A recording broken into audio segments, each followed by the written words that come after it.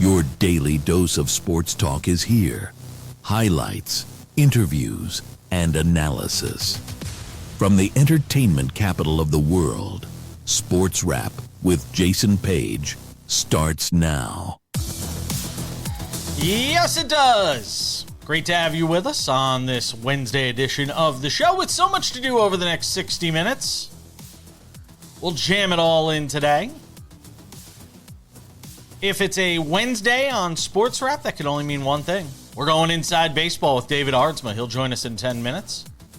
Spend some time talking about the top stories around Major League Baseball, which includes something we talked about in the big story yesterday, and that is the potential for no baseball next year.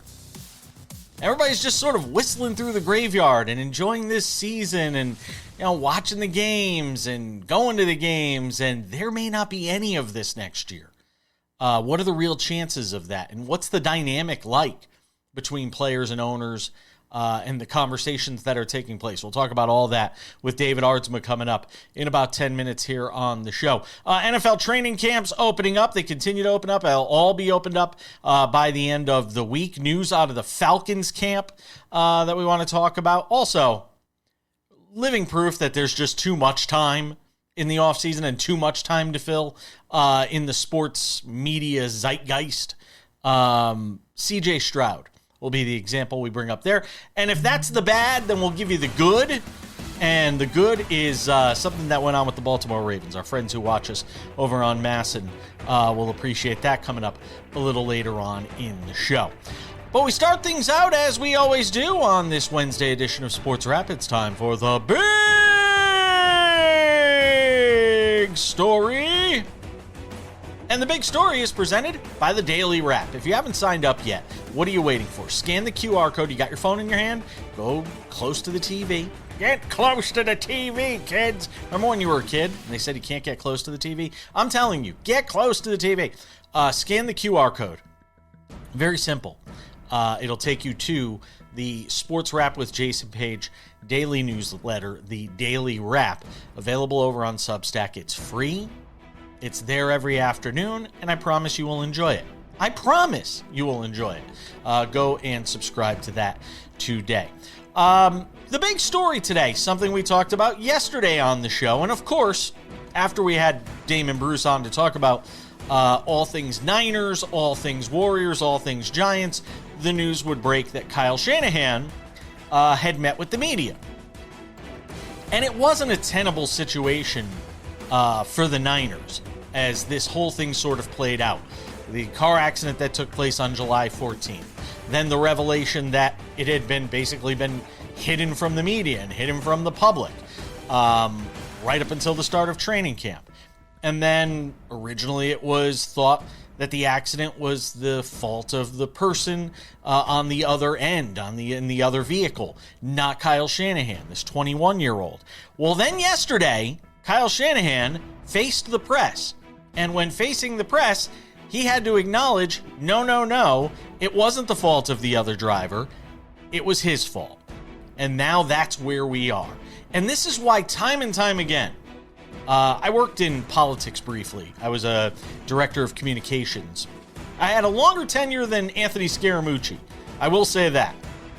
Not much longer, but long enough. And I worked in news for years. And it's never about the crime. It's never about the offense. It's the cover-up that gets you screwed. And the Niners got too cute. The Niners thought they were going to be smarter than everybody else. Damon Bruce came on the show yesterday and said, this is one of the most, in terms of franchises in the NFL, one of the most secretive and least media friendly that there is in terms of opening up and being honest with the media. And this is the perfect case in point.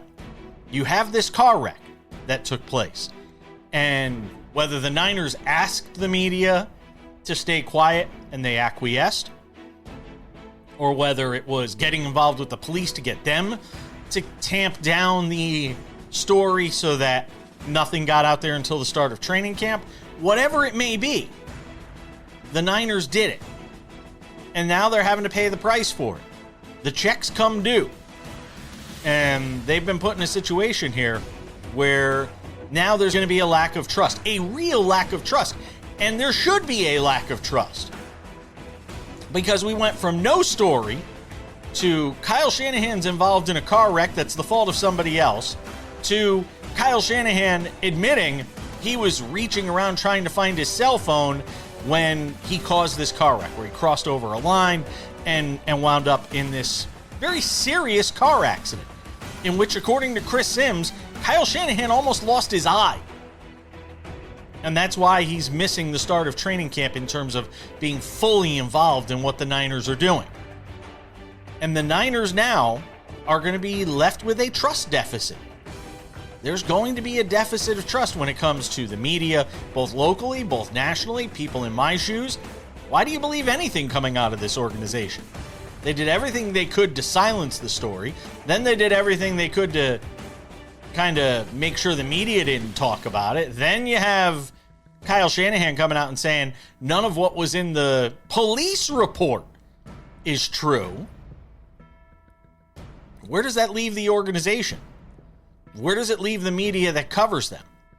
I think there's a lot of lessons to be learned from this ultimately. I think one of the lessons is for people that work in the media. I think we have to get back to a place where people that cover teams, that are beat reporters, care less about being personalities on TV, on radio stations, and go back to the things that got them into sports and sports journalism to begin with. And that is reporting the news. There needs to be a greater focus. There needs to be a greater attention to reporting the news around these teams, and less of a if you want to be a talking head, then go be a talking head. Launch your podcast, launch your video on YouTube, go on TV shows, go and do that if you want to do that. But if you want to be a beat reporter, the beat is covering the 49ers. And that means covering everything, whether the team likes it or whether the team doesn't. And I think we've gotten to a point, and it happened a long time ago, where beat reporters and team journalists started becoming personalities and there was a greater import to them on improving their own brand rather than doing the job of reporting on the teams. That's got to change. I don't know if there's an impetus to have that change, but it's a conversation worth having. And that's the big story. We're coming back and talking baseball. We're inside baseball with David Aardsma next.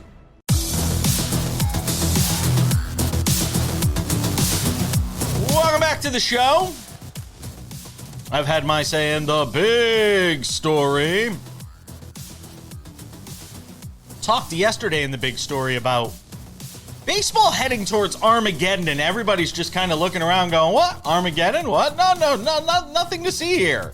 Like, it almost feels like we're pretending that everything's normal in baseball, when behind the scenes, nothing is normal. David Aardsma, former big league reliever and closer, hangs out with us every Wednesday on the show as SportsWrap goes inside baseball.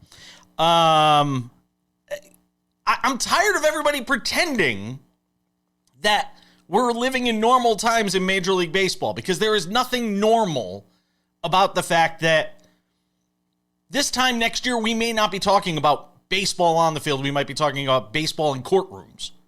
Like, help me, get me off the ledge if it's possible, because when I hear owners telling Jeff Passan that they're expecting a work stoppage, that they're expecting a lockout or a strike, that there's not going to be baseball next year, I'm freaking out here. As somebody who hosts a show every day, what the hell are we going to talk about for spring? I'm surprised the owners haven't started attacking the players yet. Or maybe they're waiting for that to happen until midwinter, maybe till spring training gets canceled and stuff like that. I am the exact opposite of you. I want there to act like there's nothing happening, like there's nothing to see. I don't want to be on the edge. I want to think like everything's good and warm and cozy. I'm going to get my nice warm glass of milk before bed and just be happy. There's not the way it sounds, and the way it's going. It doesn't sound like there's going to be a good year next year for baseball, that there's going to be a lot of conversation. I again, I am definitely very pro player on Of course this. you I'm are. very, very pro player. I was on the union. I was on the negotiating committee. I was a part of these things, like these conversations. So I have never been an owner unless there's only a couple of them out there. No one else could go out there and be an owner. But it's hard for me to say this is the best thing for fans when the owners are very open saying, oh, baseball. Screw it. I know everybody's loving it. I know TV ratings are going great. All this stuff is going great. But you know what? We know what's best for you guys. We're going to cancel the season because we want more money. And so that's just a core problem to me. You don't get to have that argument. At some point, fans need to just yell and say, well, actually, baseball is what's best for fans is baseball. But get off the ledge, man. Just start living in my rose-colored glasses reality and forget that any of this is happening. I can't do it. And I guarantee you there are some owners out there, David, that are very okay with there not being a season next year because, in their opinion, because of what they view as lack of competitive balance, or they're losing money, or they're not making as much money. I guarantee you the A's would be thrilled if there's no season next year because they're playing in Sacramento. The next time baseball would be held, assuming there would be no season next year, they'd be playing in Las Vegas. They don't care if there's no baseball next year. You think the owners of the Royals care if there's no baseball next year? Owners of the Rays care if there's no baseball? I don't think these smaller market owners care if there's no baseball next year. I think you'll be surprised. I think the smaller market owners care more than the bigger market owners. I think you'd be very surprised on that because they're the ones that survive off the bigger teams making more money. They're the smaller market. The way they make their money is really off the bigger market. Yeah, but hold on. I have heard it said in the past that teams would actually save money, would actually be better off, those smaller market teams, if they don't open the doors at all, like from an operating cost standpoint. I tend to differ on that because I struggle to believe that small businesses who make money from larger businesses tend to survive when the doors are closed. I've got a problem with that. Again, a lot of these owners want to make the money off the franchise value, and there's not a whole lot of franchise value when you're taking a lot of money from someone else and your doors aren't even open. So that bothers me when people say, oh yeah, that's where they're gonna make their money. I don't see it. David, a lot of people don't understand why this impacts the trade deadline. Yes. Can you explain why something that's going to happen next year impacts the way teams decide to handle the trade deadline vis-a-vis the fact there may not be baseball next year? Well, since that there might not be baseball next year, there's not contracts next year. You're not paying this money out next year. So there's an interesting double dynamic here. One, some teams might sit there and say, hey, we're going to have this lockout. We're not going to have baseball. So you know what? Let's just coast to the finish. We're not worried about anything. Some other teams are going to take the exact opposite approach, saying, well, we're not going to be paying contracts out next year. Let's go for it. Let's make our money right now. Let's make a big run, because if we lose a player here or there, we lose this guy, we sign this guy, we're not paying his contract. We have no money going out the door. So let's bring in a bunch of assets that aren't losing anything. The interesting part about this is if you're a team and you make that approach and you go for it. Well, what happens if you have that contract and that's a 2-year contract? Well, now you lost a full year. That's what I was going to ask you. What happens on the field? Well, and they're 35 and now instead of 33. David, what happens? Service time? What happens? What happens if somebody doesn't play next year? Does the contract, if the contract were to expire at the end of 27, does it then expire at the end of 28, or do they become a free agent at the end of 27? How does that work? They have to play. The season has to happen. The contract, you don't lose a contract when the season doesn't happen. So it's not based on a date. No, it's based on years. It's based on if there is no industry that year, you're not just losing contract, and players aren't just gaining years of service, right? You're not getting anything out of it. So it's almost like it's a wash. So those contracts just roll over to one more year if there is no baseball.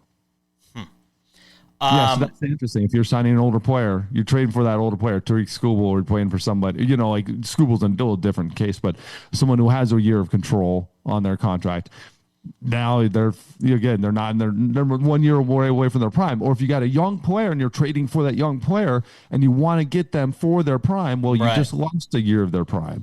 And there's stuff like that. Like, this is basically kind of a COVID year where you're losing somebody's year. You got 30 games out of somebody when you should have 162. And so it's an interesting dynamic. Early in this process, I only got 20 seconds here. We're holding you over, obviously. Early in this process, you didn't think there would be games missed next year. Where are you now? I'm more 50-50. I really hope there aren't. I didn't think so. I didn't think this was going to be as hard of a line as it is. Everyone said there would be a hard line. Yeah. It's a hard line.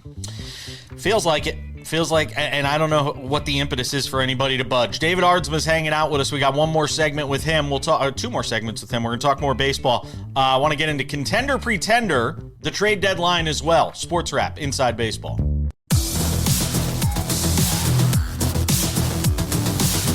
Welcome back inside our Las Vegas studios. This Wednesday edition of Sports Wrap continues, and every Wednesday on the show, Sports Wrap goes inside baseball with the one and only David Aardsma.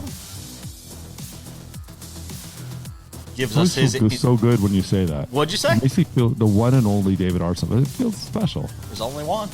Gives me the that I know tingles. of. I mean, are there other David Aardsmas? Are there people that have your exact name? I'm sure you've looked it up. My dad. My son. Yeah. I mean, outside of that. Come on, you've had to have looked it up. I know there's other Jasons that share my real last name, which I don't ever say on the air, but because I use a stage name, because my last name people can't pronounce it. I'm breaking down the fourth wall, giving you all a little peek inside. That's fine. If people can't spell my last name, and then I will tell you a funny story. I moved to Las Vegas. One of the lead weathermen in Las Vegas has my real last name. He's rolling with it. And I have never seen anybody publicly use my last name, my real last name, because it's a bitch to pronounce. It's very difficult to pronounce. There's like 3 or 4 different ways you could pronounce it. And I'm like, wow, you're on TV for a living and you're using this last name? I was like, I stopped using it 25 years ago. So that's just me. So David, I want to do something that Sam and I do a lot during NFL season. And I don't typically do it during baseball season, but I thought it'd be fun to do it here with you today during baseball season. I want to play a little edition of Contender Pretender on this Sports Wrap Wednesday edition of the show as we go inside baseball. I'm going to give you some teams, and I'm either going to ask you if they're a contender just to make the playoffs. In some cases, they might be a contender to make the World Series. And you can give me your thoughts. Let's start with teams that are contenders to make the playoffs. And we're going to start with my favorite, the team that I am screaming about making the playoffs. I'm going to go Pittsburgh Pirates. Contender, pretender to make the playoffs, David Aardsma. To make the playoffs. So they're one game out right now. They're behind the Diamondbacks in the last playoff spot. In the wild card. Do I think they're going to make anything, win the division? No, obviously that ship sailed.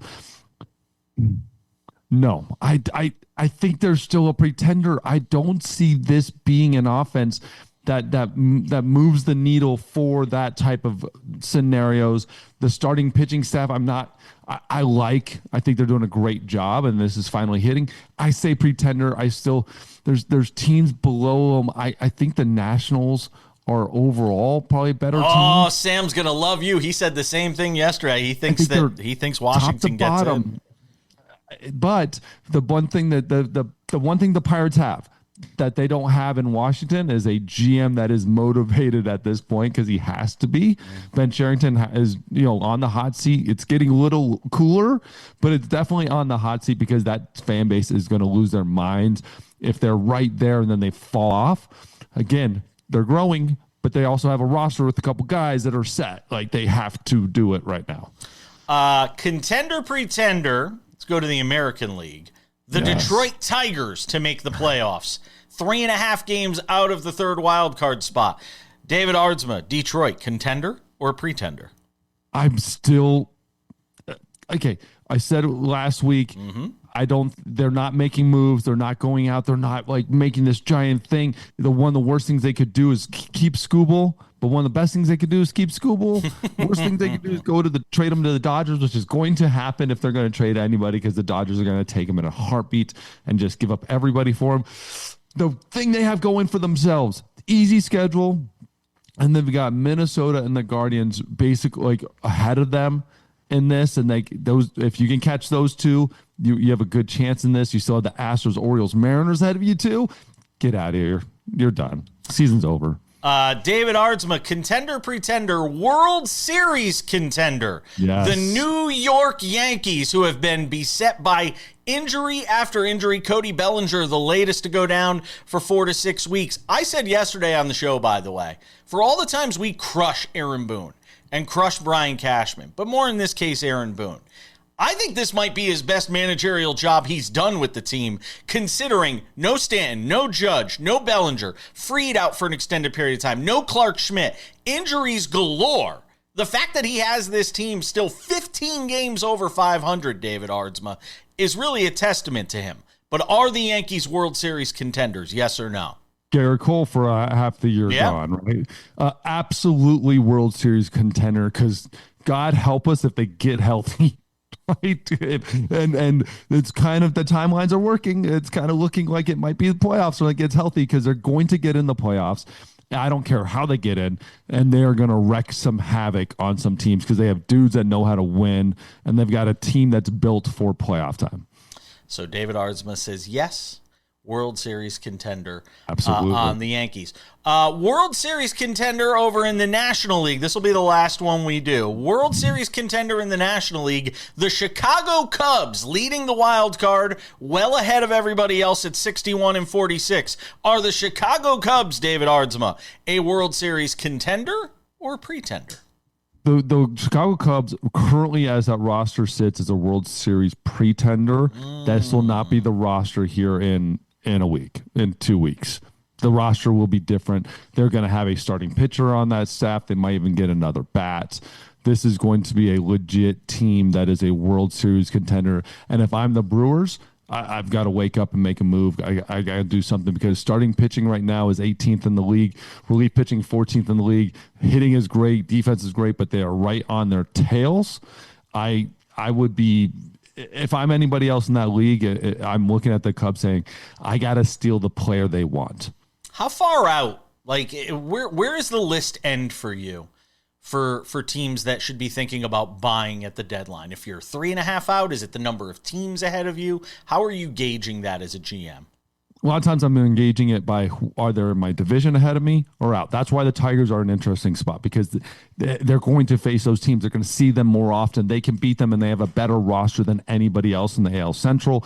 Stuff like that. That's where I'm really looking at it. It's like the Padres. I can get the Diamondbacks. They're there. I can't get the Dodgers, but I can get the Diamondbacks because I still have to play ahead of. I can play them. The Pirates are an interesting spot because they're not going to get the Cubs. They're not getting those easy wins. They're not getting a team, not easy wins. They can't play themselves in. They have to hope somebody else loses as well. That's where it gets interesting for me. Okay. And so it's not necessarily the number of games. It's who can I just beat on that, like the Cardinals, 2.5 out. But you have the Pirates up there. So I can catch the Pirates, but am I going to catch the Marlins, Padres, Diamondbacks? That's where it gets difficult. So that's why I'd say like the Cardinals are more out than other teams are in. I've got more for David Aardsma. Shane Bieber had a night to forget. What is it like? We'll talk about it next.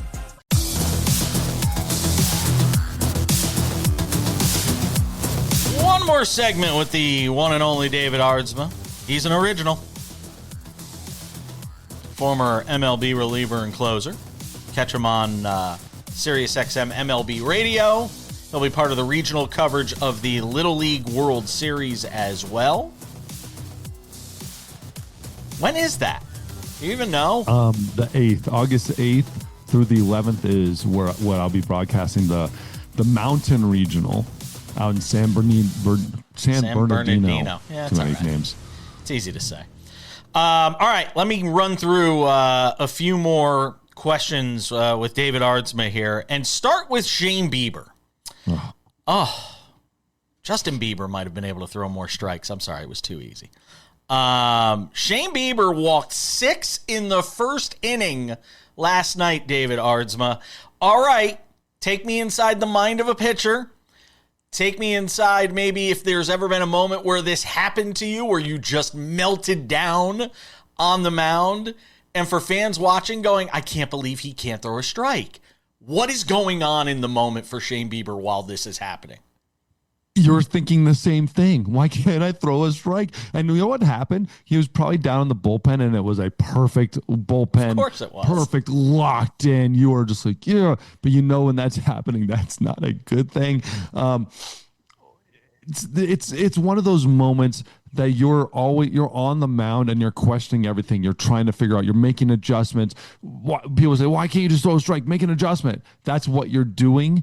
But it's just when your body is not answering, like you're telling yourself to get your hand here and your hand's not there every time. You're like, I don't know what's happening. Everything I've always done, this has worked. I don't know why it's not working right now.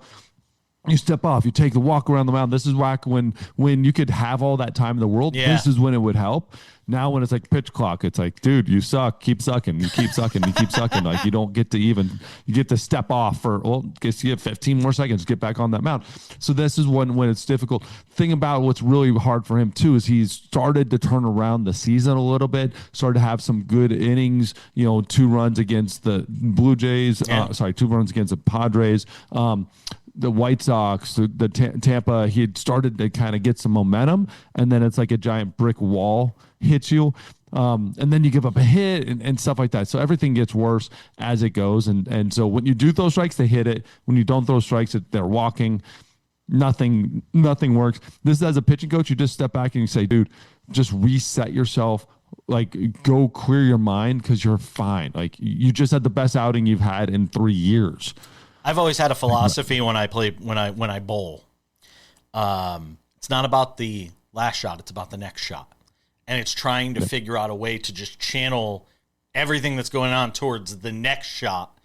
And in this case, it has to be the same way with pitching, where you just say it's about the next pitch. It's about the next pitch. But again, the pitch clock does, I think, have a negative impact on somebody who's going through this. 2/3 of an inning, 1 hit, 4 earned runs. The 6 walks for Shane Bieber in a loss for the Blue Jays against the Nationals last night. All right, I put you in charge of managing Shohei Ohtani's pitching load between now and the end of the season, David Aardsma. How are you managing it? Well, knee issues and a bicep issue right now. I don't know how much I'm throwing him. I don't know how much I'm letting him pitch. If I'm doing it, I'm not saying. I am coming to the manager and saying, what do we need? Are you looking for him to be a starting pitcher in the playoffs? Probably yes, but I might be able to just give you being a reliever. Are you okay with that? Are you okay with Shohei Ohtani coming out of the bullpen? Is he okay with that? Situations? And I think they'd be okay with it. I think they'd be all right with it. But is he okay with that? I think he would be okay with it. But again, 2 Tommy Johns, coming off a guy who you can't lose him, can't lose that arm again. You definitely can't lose that bat. And so that's the bigger question is, do you want to stay in this lineup? Do you want to keep playing? I would start building him back up into being a very short, I'm not going past 5 innings. Heck, these guys don't go. It's the Dodgers. They don't pitch past 5 innings in the playoffs anyways. Get them to 3. Get them to 4. Major League Baseball has put the rolled out the red carpet, so it doesn't even matter. Like, okay, what's 2 more innings? He's still going to hit. We're not going to take him out of the ball game. He's not going to miss in a bat. So get him to 3 innings. Get him to 4 max.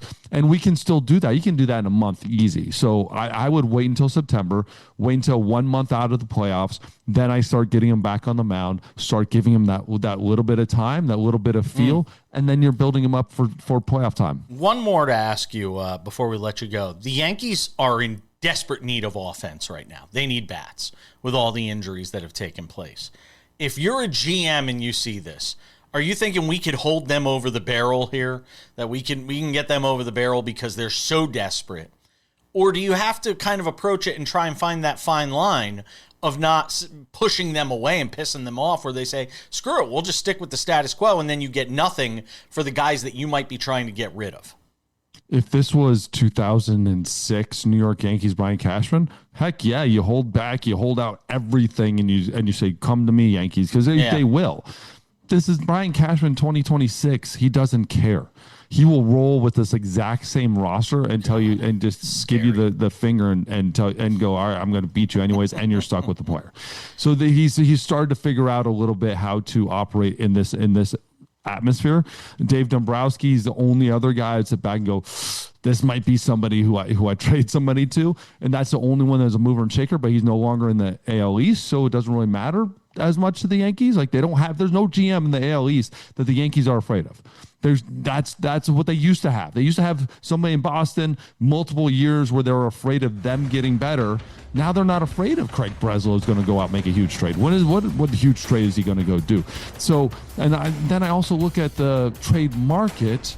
There's no one out there on an offense side that I'm like the Yankees have to have. David Aardsma does a terrific job on Major League Baseball. We'll listen to him on SiriusXM MLB Radio, and you'll be able to watch him during the Little League World Series doing the regionals out there in San Bernardino. Thank you, my friend. Always good to talk to you. Thank you.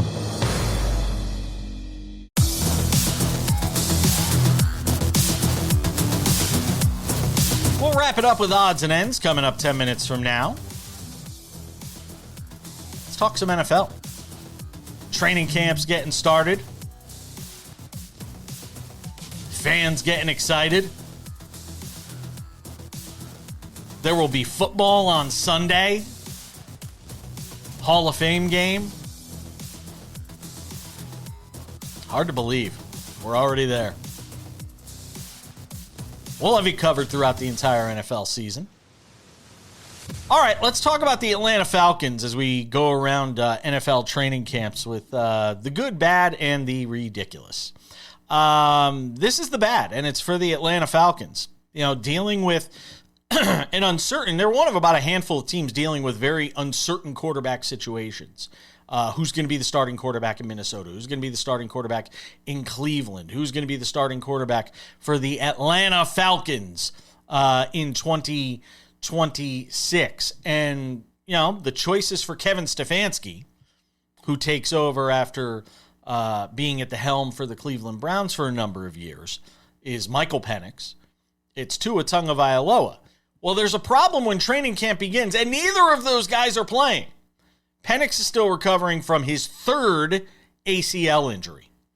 And now Tua is dealing with what's being called a flare-up. Adam Schefter, I believe, is reporting that it's his back. Now, if you hear flare-up, that's usually what you think of. And Adam Schefter, I believe it is, and if I'm wrong, I apologize, is reporting that it's a back injury that Tua is dealing with. So now, as training camp begins for the Falcons, what are they dealing with? Well, it's Cooper Rush. That's going to be getting the lion's share of snaps. The team released Trevor Siemian.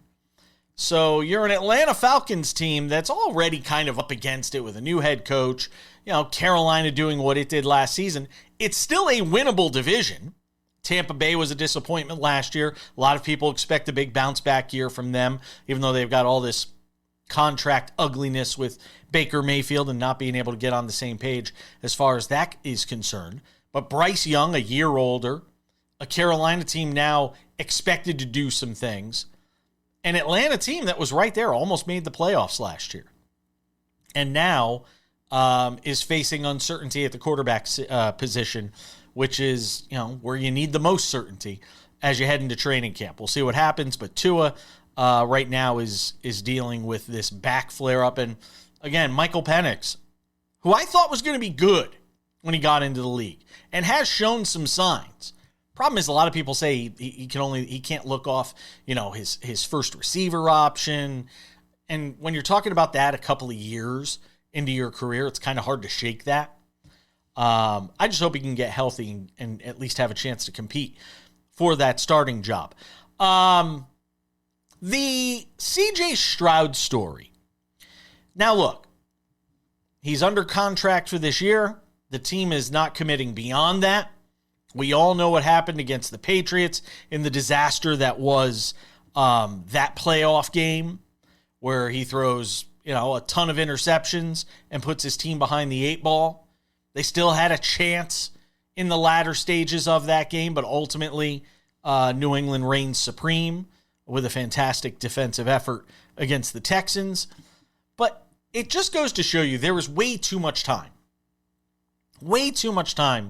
in the NFL media cycle to fill. Because when this is the story that we're showing you here, CJ Stroud walking into Texans headquarters and people trying to read the tea leaves and watching him walk in and saying things like, see, he's a broken man. He doesn't carry the swagger that he once carried. Dude, sometimes it's just a guy walking into a building. That's all it is. Sometimes a guy walking into a building is just a guy walking into the building. Yet there's going to be pundits and talk show hosts that are going to try to convince you that it's something other than a guy walking into the building. That's all it is, folks. There's enough time to judge him on his body of work in the upcoming season with that amazing defense and a lot of things expected of the Texans. We don't need to judge his swagger walking into the building. My favorite thing from yesterday, the good from Tuesday, coming out of the Baltimore Ravens, players entering the building for the Baltimore Ravens and their public address announcer introducing them as they walk in the building. Go. Now arriving, the two-time Pro Bowler, fastest player in Ravens history to reach 100 career receptions, hailing from Fort Lauderdale, Florida, out of Boston College, wide receiver number 4, Zay Flowers. You got a good voice. The best safety in the league, two-time first-team All-Pro, the chess piece himself, number 14, Kyle Hamilton. Thank you, guys. Thank you. By way of Virginia Tech and Duke University, number 90, Aeneas Peebles. Won the Heisman at the University of Louisville. It is crazy. Oh, funny. First round of the 2018 draft. Certified best on-field drip of any defensive back in the NFL. Number 2, cornerback, Nate Wiggins. It's number 21, safety, Jalen Hawkins. Yeah. I like this. This is dope. Yeah, you know what? I'm cool. That I want to be introduced like that every time I come on the show. Can we get JP Stevenson to do the intro for the show? I'm good with that. We're coming back. Odds and Ends wraps it up next.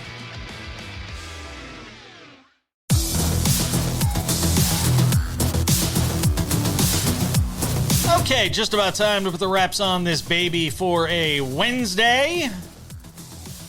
Plenty to do on tomorrow's show. All the latest from NFL training camps. Programming note, Linda Cohn on the show next week. Former SportsCenter anchor, longtime ESPN personality. Now, she's got her own YouTube show. Talk about that and a whole host of issues surrounding sports, the media in sports, and a whole bunch more with Linda Cohn, who I'm looking forward to having on the show next week. A couple of reminders before we go. The Sports Wrap with Jason Page podcast, the audio version of this show, available Monday through Friday, wherever you get your podcasts, Spotify, Apple Podcasts, YouTube Podcasts, iHeartRadio, TuneIn, Odyssey, Amazon, anywhere you get a podcast, you can listen to this show, crystal clear audio. Available to you. We encourage you to go and subscribe. We also have the Sports Wrap with Jason Page YouTube channel. If you have not done this yet, go and follow, subscribe, because we have great content there every day. We have the entire Monday through Friday TV version of the show, 45 minutes commercial free, waiting there for you every day. It's reliable. And we have, the top stories of the day covered there, but we also have Sports Wrap Shorts, which covers top stories as they're breaking throughout sports. We did it yesterday with Kyle Shanahan. We have extended conversations with some of the great guests that come on this show. Sometimes we can't fit it all into one show, and we have to have some of it go into the YouTube channel. That's what it's for. So if you get a chance, we only get an hour on TV. With YouTube, we have as much time as we need. Check out the YouTube channel, subscribe to it today. We also have the SportsWrap website, sportswrap.tv. This is the place to find the aforementioned podcast, the aforementioned YouTube channel, and content from it. You could also get to the Substack newsletter. The Sports Wrap with Jason Page, Monday through Friday, Substack newsletter called The Daily Wrap. Subscribe on our website, sportswrap.tv is the place to go and do that. If you have not subscribed yet, please do so. You can also find your affiliate there. What station are we on in your market, in your city, in your state? Very simple. The Sports Wrap website has that information, sportswrap.tv. We encourage you to go and check out the site. All right, without any further delay, on this Wednesday edition of the show, it's time for some odds and ends. Odds and ends, Macklin Celebrini.